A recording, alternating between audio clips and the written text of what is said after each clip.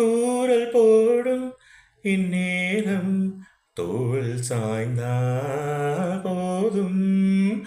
சாரல் பாடும் சங்கீதம் கால்கள் தாளம் போடும். தெரிந்த பிறகு